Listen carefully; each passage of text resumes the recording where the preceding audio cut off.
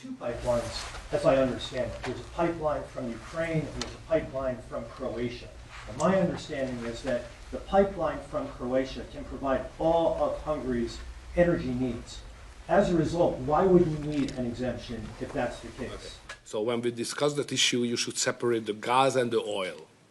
On the gas issue, which is very important for us, 90% of the Hungarian households based on heating system based on gas. So we have only one pipeline delivering gas to Hungary, which is the main pipeline, the Turkish one. What we got from Croatia is a very small volume supplementary gas pipeline. Okay, that's gas. Oil is another issue. So oil is coming from the Druzhba pipeline, which is the main supply. And that is a Croatian one, which is the secondary and supplementary pipeline. We would like to convince the Croatian government to enlarge it and make it possible to deliver more. Under these circumstances, it cannot be the main pipeline. It's just supplementary. But later on, with some big investments, it could serve better the interest of Hungary. Yes, please, go ahead. President, thank you. Many people see this mission not just as an encounter between two countries, but as the symbol of the strengthening of a new conservative world alliance. Would you agree with that interpretation? And how do you see the future of Europe in the light of leaders like Viktor Orban stand up to Brussels bureaucracy and the globalist agenda? Are you from Hungary? Yes, I am. I figured. The fact is that he's a great leader, and he's respected all over, not necessarily liked by some of the leaders, but, you know, those leaders have proven to be wrong. If you look at his stance on immigration and other things, you know, if you look at Europe, they've made tremendous mistakes on immigration. It's really hurting them very badly. He has not made a mistake on immigration. So he's respected by everybody. He's liked by some. And I can tell you, I like and respect. I'm a double. I like and respect him. And that's the way Hungary is being led. They're being led properly. And that's why he's going to be very successful in his upcoming election. May I have a comment on that? You know, language is important because the Anglo-Saxon terminology is different from the European one. So to use categories can create some misunderstanding. So I would like to be clear as much as we can. We are the only government in Europe which considers itself as a modern Christian government. All the other governments in Europe are basically liberal leftist governments. So we try to do something from 2010 which is different from what the others are doing, even at the philosophical level and at the level of practice as well, as just the President described it, like migration. So we are kind of a special island of difference in a liberal ocean in Europe. And we consider ourselves as a modern Christian government. That's the proper category to describe what we are doing. To both of you. We're talking, but we'll report on that later. Meetings with Putin. We were talking about that with Viktor. He understands Putin and knows him very well. And I feel that, I mean, I'm going to let you say what you think, but I think that Viktor feels we're going to get that war ended in the not-too-distant future. Viktor, do you want to talk about that? I'm strongly convinced. So the question is whether we Westerners are unified or not. The problem is that the President has huge peace efforts, which are just splendid and very positive for the European continent and all the peoples of Europe. But at the same time, we are not unified because Brussels and the Europeans have a different approach to the war. So the only pro-peace government is the United States government and the small Hungary in Europe anyway. All the other governments prefer to continue the war because many of them think that Ukraine can win on the front line, which is a misunderstanding of the situation. So it's a complicated issue. We will discuss it. It requests not just 2 minutes to respond to your question, but rather than our lecture. Sorry, not to continue more. To both of you. So you would say that Ukraine cannot win that war? You know, miracle can happen. Yeah, that's right. Mr. President, will there be a peace summit? Thank you, Mr. President. What is your message to the EU? Because from Hungary, and the EU want to impose their woke policies on Hungary. What is your message?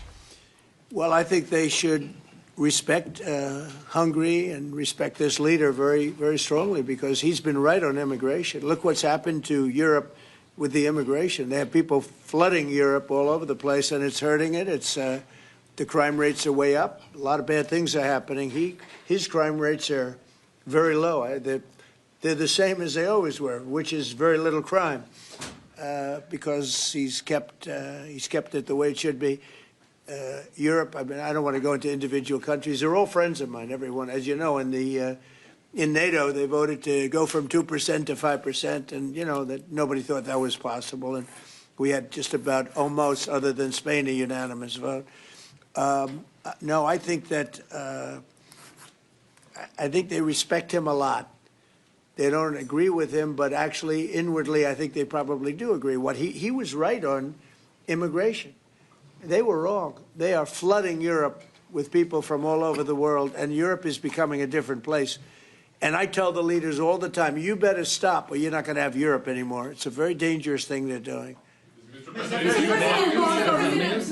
I have a reflection on that? So on migration issue, just for clarification, in Hungary, the number of illegal migration is like that, zero, because we have a crystal clear system.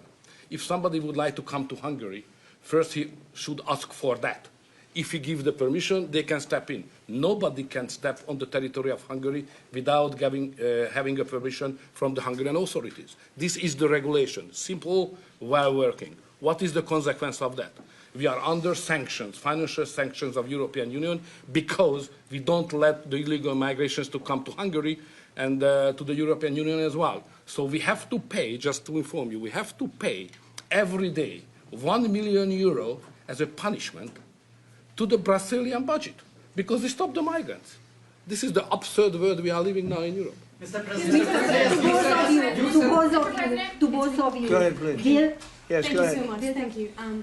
I'd like to ask what do you think, what do you believe after this meeting? Can you have maybe, or the European Union will have another opinion about, you know, just because of this penalty, another opinion about Hungary because of the immigration and because of this kind of politics, which is not that strictly as the European Union directs. What do you believe? Yeah, where are you from? I'm from Hungary. Okay. I do have that conversation with them, and I respect and like them. You know, they're all friends of mine. I think pretty much every single leader in Europe is a friend of mine. We get along really well. They've done everything I've asked them to do with NATO, etc. The only thing they continue to do is buy oil from Russia. That's not too good. But I told them they should respect this man. They can also learn from Viktor. Viktor has had a very hard stance on, more than anything else, immigration or even illegal immigration. He literally has accepted no one over the years. Think of how much greater these countries would be if they didn't have the tremendous crime that has come in with the immigration. People just flowing into Europe. They've got to stop it. And not only stop it, they have to reverse it. They have to get them out. We've done that here. We have 0 people coming in now. The borders are closed. We take people, but we take them legally. But we've done it very strongly, and we're moving hundreds of thousands, millions of people out. We had, of the 20 million people, 25 million, nobody knows even what the number is. They never knew. Biden had no idea. He had no idea. I don't believe he had any idea what was happening, because he wasn't about open borders. But we had open borders, and we had millions of people come in, and they were coming in from jails. They were coming in from mental institutions. They were coming in as drug dealers. We had 11,888 murderers. Half of them committed more than one murder. We're getting them all out. We're getting them out. He doesn't have that problem, but Europe does have that problem. Other parts of Europe have that problem. So, you know, I tell them all the time, I stick up for Viktor Orban. Not a lot of people do, because in many cases they're jealous. They wish they did what he did. They would have no problems if they did what he did. And I have a bigger heart than anybody, but, you know, they've destroyed some of those countries. Some of those countries had no crime 10 years ago, and now they have quite a bit of crime. And I would say that I don't know anything about your crime levels, but I would imagine they're very low. Down. Huh? They're very Not down. too high, right? No, it's very down. One of the best in Europe. I had a feeling. Sorry, may I have one remark? Sure, please. No. Just a clarification as well. I'm not here to ask help President Trump to manage my conflicts or our conflicts with the European Union. This is our matter, so we will do it. What we need is a golden age, to open a golden age of the United States-Hungarian relationship. That's the biggest help we can get from the United States. And maybe Europe too. You know, we can include Europe. But it's going to get more difficult. So inside the European Union, we will manage all of our affairs. To be the most possible humble guy, yeah? But I'm the longest-serving Prime Minister of Europe. I survived all the Prime Ministers who attacked us. And I'm sure we will survive next years as well. So we will manage our conflicts successfully. Mr. President, one question for you, Mr. President, one question for the Prime Minister. Speaking of Europe, last month you said that you would not withdraw US troops from Europe, yet 2 weeks later the Pentagon announced, decided to withdraw significant number of troops from Romania. So have you changed your mind, or the Pentagon ignored your assurance? No, they don't ignore anything that I say. What they do is we make changes. We move. It's the same number, total number, but we move people around. I happen to like the Romanian people. I think they're great people. And Pete, you may want to suggest something right there, please. Absolutely. No, nothing was uncoordinated with the White House. It's all part of the view that we have of Europe, and there will remain troops in Romania, but there's some change in how we rotate and how many we rotate. And the relationship with Romania is very good, right? It's very good, and we've coordinated all this with Secretary General Ruta, with throughout EUCOM, throughout our allies. Everyone was notified in advance. The relationship with Romania is very good. The relationship with Europe is very good. I disagree with what Europe is doing having to do with immigration, but I agree with them on many other subjects. We just signed the biggest trade deal ever made with Europe, $950 billion. We were able to do it because of tariffs. It was a deal that was good, very good, but we had a very unfair deal. We were treated very badly before I came into office, but we just signed. It's the single biggest trade deal ever signed. So we have a very good relationship with Europe. Yeah. What is the main dispute with the Russians which prevent the Budapest summit with Putin from taking place? The basic dispute is they just don't want to stop yet. And I think they will. I think it's taken a big toll on Russia, a big toll on both countries, obviously, but it's taken a big toll. They're losing 7,000 soldiers a week. That's a big toll. And between the two of them, divided, you know, with Russia losing more soldiers, actually. But they're both losing a lot of people. And that's the primary thing that, with me, it's not economic, it's not money. In fact, we don't spend any money. We send it to NATO. They pay us for our missiles and for our military and everything else. We don't. It's not a question of money. It was with Biden. He spent $350 billion. He got nothing for it. The war would have never happened. If I were president, the war would have never happened. I think you would agree with that. This war would never have happened if I were president. It's stupid that it happened. But it did happen.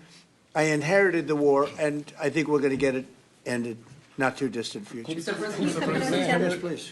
So no question that if that time the name of the United States president would have been Donald Trump, there would be no war between Ukraine and Russia. That's clear. But what we are speaking about here is more than that, because without the pressure coming from the United States government, I'm speaking 2022, the Europeans would not take that hard line what they have today on the war.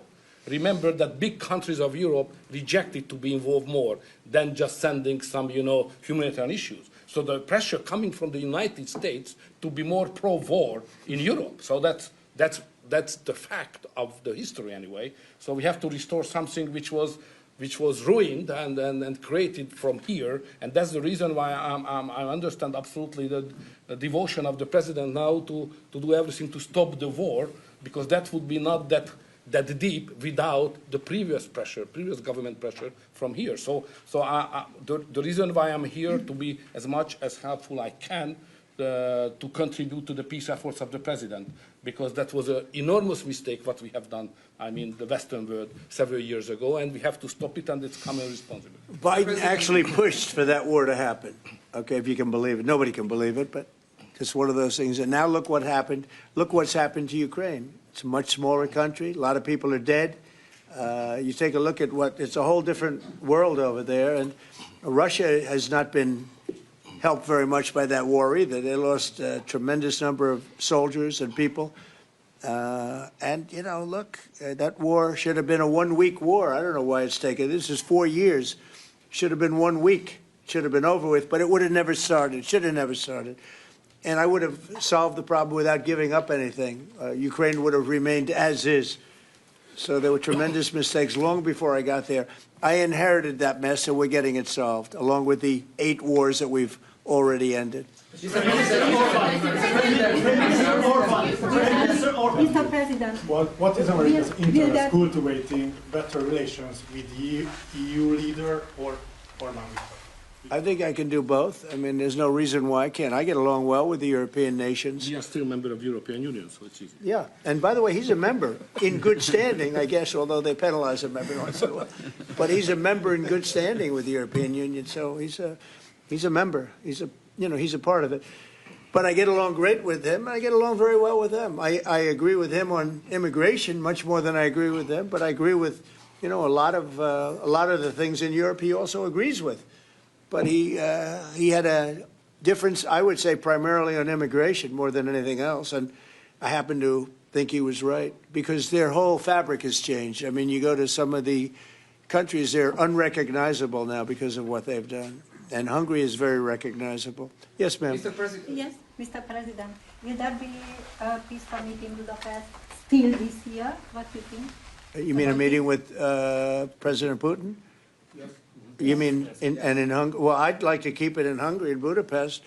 That meeting, it turned out I didn't want to do that meeting because I didn't think anything was going to be happening of significance. But if we have it, I'd like to do it in Budapest. Yeah, it'd be good. Mr. President, you said many times to support Viktor Orban. Why is it important to win the next election, for example, for the United States, Hungary, and also Europe? Why is it important? Well, I don't know his opponent. I don't know if he has an opponent yet. At some point he will, I guess. We always have opponents, always. right? Not much of an opponent. But I'll be supportive of him. He's done a fantastic job. We've had a great relationship. The United States, look, we had a country that had no leader. It had an auto pen, illegal auto pen, totally illegal. And that's coming out stronger and stronger. But we had no leader in the United States. I mean, Hungary, as an example, had no relationship with the United States, even though we do, billions of dollars in trade with Hungary. Hungary's a big country economically. We do, billions of dollars in trade with Hungary. Why would they give that up? And they gave up so much else. Look, they gave up everything. This country was poorly run. I think if I didn't win the election, we might not have a country, if you want to know the truth, not a recognizable country. But our relationship was immediately good as soon as I won the election, because Viktor's one of the people that's highly respected, and we had a great relationship with Hungary. We do again. That was an easy one. Yeah. Do you and Prime Minister Orban agree on ways to put pressure on President Putin to come to the negotiating table to end the war in Ukraine? I think we agree that the war is going to end. Sometimes people have to fight it out a little bit longer, but I think we agree that the war is going to end in the not-too-distant future. Do you want to talk about that, Viktor? I have some ideas, and I will present it to the President, how to stop it. Mr. Prime Minister. Mr. President, since you brought up the Walmart Thanksgiving meal, and it is cheaper, but it also contains less, as affordability... Well, I haven't heard that. You're telling me. Who are you with? Who are you with? I'm with NBC News, sir. Fake news. NBC. You're fake news. What a NBC's gone down the tubes along with most of the rest of them. If I ask, why do you think there's such a disconnect between the economy that you're describing day to day and the way many Americans say are feeling and are concerned about Well, they feel better about our country right now, other than the shutdown, obviously, which is caused by the Democrats, could be ended by the Democrats in 2 minutes. They feel much better. We have more jobs. We just set a record on jobs. You do know that. We have more investment in our country than any country in history. We're over $18 trillion as of this moment, and we're going to be maybe at 20 or 21 trillion by the time I finish up my first year. And there's been no country, China, no country in the world that's done anywhere even close to that number. Your friend Biden, as an example, in 4 years was less than $1 trillion. We'll be at 21 trillion in 1 year. So there's no country that was even close to that, and our country was a laughingstock all over the world. We have more jobs, we have more potential than any other country, and frankly, we're the hottest country right now. Victor said to me before, we're the hottest country anywhere in the world. Think of it. We'll have $21 trillion invested. We have auto plants pouring back in. We have AI pouring back in. We're leading China in AI by a lot. We're leading everybody in every category. There's no category that we're in second place. So I just heard this yesterday that Walmart said that the Thanksgiving was 25% more expensive under Biden. That's a big, to me, that's a big number, because Walmart's respected. I mean, Walmart is Walmart, and, you know, they're giving you prices. So that would mean that the whole series of pricing and costs, you know, the groceries and everything else, it was a con job. It was a con job. Affordability, they call it, was a con job by the Democrats. The Democrats are good at a few things: cheating on elections and conning people with facts that aren't true. It was 25%. Walmart just announced it 2 days ago. 25% cheaper this year, will be cheaper to have Thanksgiving than it was a year ago under Sleepy Joe Biden. You say that affordability is a con job, as you put it. Say it. You said affordability was a con job, and you didn't want. You said last night you didn't want to talk about affordability. I talked about it. When did I not want to talk about it? I talk about it all the time. We are much better than Biden and all of them. Now, just so you understand, do you remember that the Biden administration had the highest inflation in 48 years, but most people say ever recorded? Do you remember that? Right? Do you remember it? Did they have the highest inflation in 48 years? Did they? Just answer me the question. You know the answer. The answer is yes. They had the worst inflation in 48 years. We have almost no inflation. We're down now to 2%, and we'll be at maybe 1%. You want to always stay above 1%, actually. You want a little tiny bit of inflation. We're at a perfect number. They were at the highest level in recorded history, okay? And when you talk about affordability, that one fact. Now, let's talk about the second biggest subject after inflation, energy.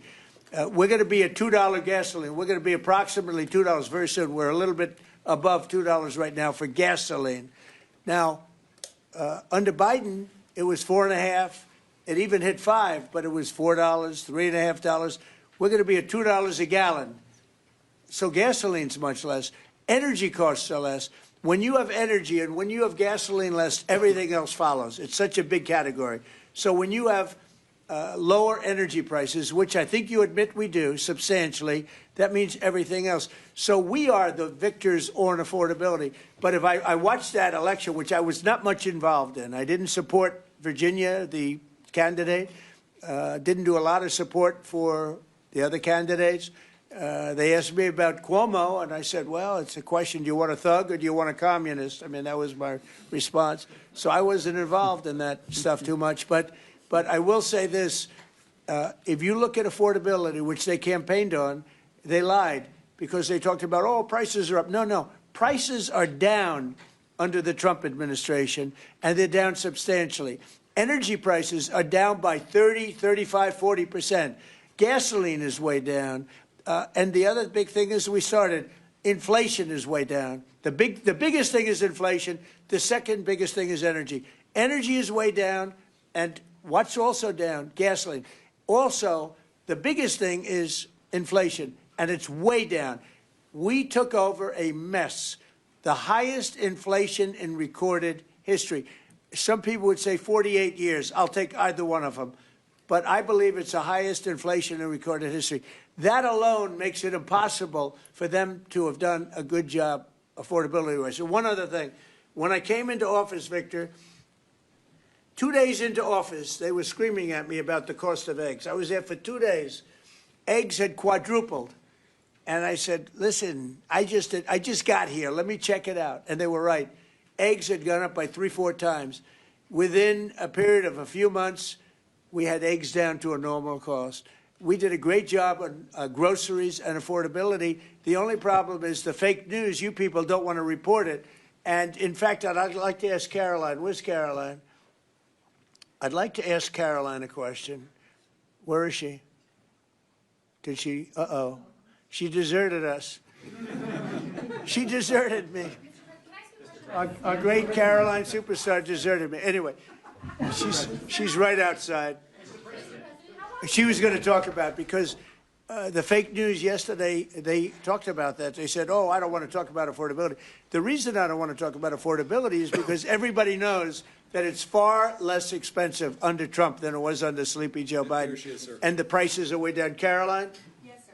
Could you discuss that question that was asked, and how it was asked in such a fake, disgusting manner by the fake news? Yeah, and I just saw it asked again here, and it's very unfortunate that the reporters in this room refused to address, sir, what you just said, which is that you inherited the worst inflation crisis in modern American history, and you are fixing it in 10 short months. And your entire administration has been tasked with this effort, from Treasury Department to Agriculture Department to the National Economic Council right here at the White House. They are slashing regulation. He signed the largest middle-class tax cut in 6 months. In 6 months, in record time, putting more money back into the American people's pockets. So affordability is what the American people elected this president to do, and he is doing it, and you guys refuse to cover it, and you refuse to cover that the previous administration created the worst unaffordability crisis in American history. And I've been watching the TV all day saying that he doesn't want to talk about affordability. That's what he's working on every day, and that's what this administration is doing. Right now. But you know why they refuse to cover it? Can I because they're fake news. That's why. Go ahead. Can I get her someone? Sure. Caroline, the Prime Minister would like you to work for him in Hungary. Please consider. You know what? That's a very good decision you just made. Please don't leave us, Caroline. Yeah, please. You spoke to Republican senators. They do not seem interested right now in getting rid of the filibuster. That's too bad. They're making a big mistake. That's right. No, but they're coming my way. You're right. Wait a minute.